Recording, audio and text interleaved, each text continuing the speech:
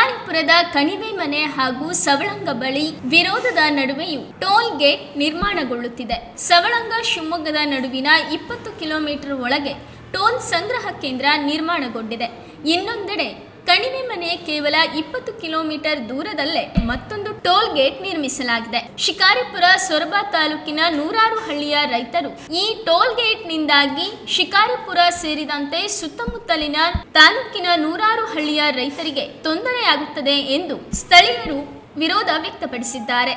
ರಾಷ್ಟ್ರೀಯ ಹೆದ್ದಾರಿ ಹಾಗೆ ರಾಜ್ಯ ಹೆದ್ದಾರಿಗೂ ಟೋಲ್ ಸಂಗ್ರಹಕ್ಕೆ ಮುಂದಾಗಿರುವ ರಾಜ್ಯ ಸರ್ಕಾರದ ವಿರುದ್ಧ ಸ್ಥಳೀಯರು ಆಕ್ರೋಶ ವ್ಯಕ್ತಪಡಿಸಿದ್ದಾರೆ. ಅಗತ್ಯ ವಸ್ತುಗಳ ಬೆಲೆ ಏರಿಕೆ, ಪೆಟ್ರೋಲ್ ಡೀಸೆಲ್ ಏರಿಕೆ ನಡುವೆಯೂ ಟೋಲ್ ಸಂಗ್ರಹಕ್ಕೆ ಮುಂದಾಗಿರುವ ರಾಜ್ಯ ಸರ್ಕಾರದ ವಿರುದ್ಧ ಸ್ಥಳೀಯರು ಆಕ್ರೋಶ ವ್ಯಕ್ತಪಡಿಸಿದ್ದಾರೆ. ರೈತರ ವರ್ಗದಿಂದ ನಮ್ಮಿಂದ ವಿರೋಧವಿದೆ. ಇದರಿಂದ ಯಾವುದೇ ರೀತಿ ಉಪಯೋಗವಿಲ್ಲ. ಇಲ್ಲಿ ಸುಮಾರು ಈ ತಾಲೂಕಲ್ಲಿರ್ತಕ್ಕಂಥದ್ದು ಎಲ್ಲರೂ ರೈತರೇ. ಇಲ್ಲಿ ರೈತರು ಡೈಲಿ ತನ್ನ ವ್ಯವಹಾರಕ್ಕಾಗಲಿ ಜಮೀನುಗಳಿಗಾಗಲಿ ಓಡಾಡಬೇಕು. ಅದು ನೆಕ್ಸ್ಟು ಇನ್ನೊಂದು ಆಗ್ತಾಯಿದೆ. ಇದು ರೋಡ್ ಹಳೆ ರೋಡ್, ಇದು ಸುಮಾರು 10-15 ವರ್ಷದಿಂದ ಹಳೆ ರೋಡೇ ನೋಡ್ತಾ ಇದ್ದೀವಿ. ಈ ರೋಡಿಗೆ ಟೋಲನ್ನು ಮಾಡ್ತಾಯಿದ್ದಾರೆ, ಇಲ್ಲಿ ಮಾಡ್ತಾಯಿದ್ದಾರೆ, ಮತ್ತು ಶಿಕಾರಿಪುರ ಹತ್ರನೇ ಇದೆ. ಇದಕ್ಕೆ ನಮ್ಮ ರೈತ ವರ್ಗದಿಂದ ಇದನ್ನು ನಾವೆಲ್ಲ ವಿರೋಧಿಸ್ತಾ ಇದ್ದೀವಿ. ಇದರಿಂದ ನಮಗೆ ಯಾವುದೇ ರೀತಿ ಲಾಭ ಇಲ್ಲ. ಇದನ್ನು ಲಾಭ ಪಡ್ಕೊಳ್ಳೋಂಥ ವ್ಯಕ್ತಿಗಳು ಮಾಡ್ತಾಯಿದ್ದಾರೆ. ಅದನ್ನು ದಯಮಾಡಿ ನಾವು ರೈತ ವರ್ಗದಿಂದ ನಾವೆಲ್ಲರೂ ವಿರೋಧಿಸ್ತಾ ಇದ್ದೀವಿ. ದಯಮಾಡಿ ನೀವು ಸಹ ಇದಕ್ಕೆ ಸಹಕರಿಸಬೇಕು ಅಂತ ಈ ಮಾಧ್ಯಮದ ಮೂಲಕ ನಾವೆಲ್ಲ ಕೇಳ್ಕೊತಾ ಇದ್ದೀವಿ. ಸುಮಾರು 50 ಕಿಲೋಮೀಟ್ರು ಒಳಗಡೆಗೆ 2 ಟೋಲ್ ಇದೆ.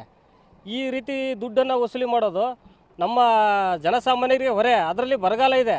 ಈ ಸಮಯದಲ್ಲಿ ಈ ಥರ ಎಲ್ಲದಕ್ಕೂ ಟೋಲ್ ಕಟ್ಟಬೇಕು ಅಂತಂದು ಮಾಡಿರೋದಕ್ಕೆ ನಾವೆಲ್ಲ ವಿರೋಧಿಸ್ತಾ ಇದ್ದೀವಿ. ದಯಮಾಡಿ ಇದಕ್ಕೆ ಎಲ್ಲರೂ ಸಹಕರಿಸಿರಿ ಅಂತ ಕೇಳ್ಕೊಳ್ತಾ ಇದ್ದೀವಿ. ಇದು ಹೊಸ ರೋಡ್ಗಳಿಗೆ ಅಥವಾ ಹೊಸದಾಗಿ ಆಗ್ತಿರೋ ಟೋಲ್ಗಳು, ಅದರಲ್ಲೂ ಶಿವಮೊಗ್ಗ ಟು ಶಿಕಾರಿಪುರ ರೋಡು ಹೊಸ ರೀತಿಯಾಗಿ ಬೆಳವಣಿಗೆ ಅಭಿವೃದ್ಧಿ ಹೊಂದುತ್ತಿರೋ ರೋಡ್ ಇದು.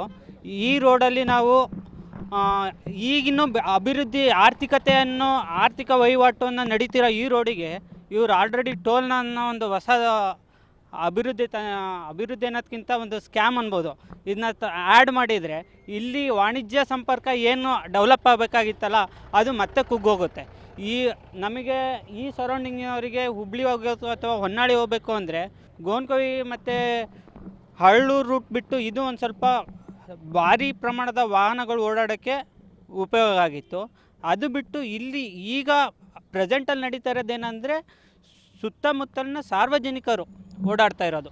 ಇಲ್ಲಿ ತುಂಬ ಭಾರಿ ಪ್ರಮಾಣದ ವಾಣಿಜ್ಯ ವಾಹನಗಳು ಓಡಾಡ್ತಾ ಇಲ್ಲ. ನೀವು ಟೋಲ್ ಹಾಕಿ ಕಲೆಕ್ಷನ್ ಮಾಡೋಕ್ಕೆ ಯಾರು ಚಿಕ್ಕ ಪುಟ್ಟ ರೈತರು ತಮ್ಮ ಬೆಳೆಗಳನ್ನ ಶಿವಮೊಗ್ಗಕ್ಕೆ ತಗೊಂಡು ಹೋಗೋದಾಗಿರ್ಬೋದು, ಶಿವಮೊಗ್ಗಕ್ಕೆ ತಗೊಂಬಂದು ಮಿಲ್ ಮಾಡಿಸ್ಕೊಂಡು ವಾಪಸ್ ಹೋಗ್ತಾ ಇರ್ಬೋದು. ಅಂಥ ರೈತರು ವೆಹಿಕಲ್ಸ್ಗಳು ಇಲ್ಲಿ ಓಡಾಡ್ತಾ ಇರೋದು ಜಾಸ್ತಿ.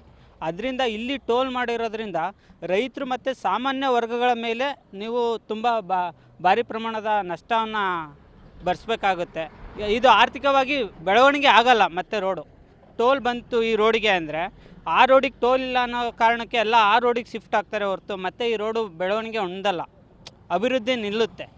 ಸೊ ಇದು ನೋಡೋಕ್ಕೆ ಇಷ್ಟಪಡ್ತೀನಿ. ನೋಡಿ, ಇವಾಗ ತೆರಿಗೆಯಿಂದ ಸುಂಕ ಬರಲೇಬೇಕು. ಅದಕ್ಕೆ ಬೇರೆ ಬೇರೆ ಮಾರ್ಗಗಳಿದೆ. ಬೆಳೀತಾ ಇರೋ ರೋಡನ್ನ ನೀವು ಇದು ಮಾಡಿ ಅನ್ಡೆವಲಪ್ಪಿಗೆ ತಗೊಳ್ಬೇಡಿ ಅಂತ ನನ್ನ ಕೋರಿಕೆ. ಹಳೆ ಮನೆಗೆ ಹಳೆ ರಸ್ತೆಗೆ ಹೊಸ ಮನೆ ಕಟ್ಟಿದಂಗೆ ಆಗೈತಿ. ಇದರಲ್ಲಿ ಬರೀ ದುಡ್ಡು ಹೊಡಿಯೋದೇ ಲೆಕ್ಕಾಚಾರ. ಆದರೆ 50 ಕಿಲೋಮೀಟ್ರ್ ಒಳಗೆ 2 ಟೋಲ್ ಮಾಡಿದ್ದಾರೆ ಅಂದರೆ ರಾಜ್ಯಾಧ್ಯಕ್ಷರು ಅಂತ BJPಯವರು ವಿಜೇಂದ್ರ ಅವರಿಗೆ ಒಂದು ಸ್ವಲ್ಪ ತಿಳುವಳಿಕೆ ಬರಬೇಕು. ಆದರೂ ಅವ್ರ ಅಣ್ಣ MP ಅದೆಲ್ಲ ಪೂರ್ತಿ ಕೇಂದ್ರ ಸರ್ಕಾರಕ್ಕೆ ಹೋಗುತ್ತಲ್ಲ ಈ ಗಂಟು. ಹಾಗಾಗಿ 50 ಕಿಲೋಮೀಟ್ರಲ್ಲಿ 2 ಟೋಲ್ ಮಾಡಿದ್ದಾರೆ. ಅವರಿಗೆ ನಾಚಿಕೆ ಆಗಲ್ಲ. ರೈತರು ತಲೆ ಹೊಡೆದೇ ಬದುಕಬೇಕಾ? ಬೇರೆ ರೀತಿಯಲ್ಲಿ ಏನಾರು ಕೊಳ್ಳೆ ಹೊಡಿತಾ ಇದ್ದೀರಿ. ಈ ರೀತಿ ಮಾತ್ರ ರೈತರಿಗೆ ಅನ್ಯಾಯ ಮೋಸ ಮಾಡಬೇಡ್ರಿ. ಪ್ರತಿನಿತ್ಯ ಓಡಾಡೋ ರೈತರೇ ಇವರು.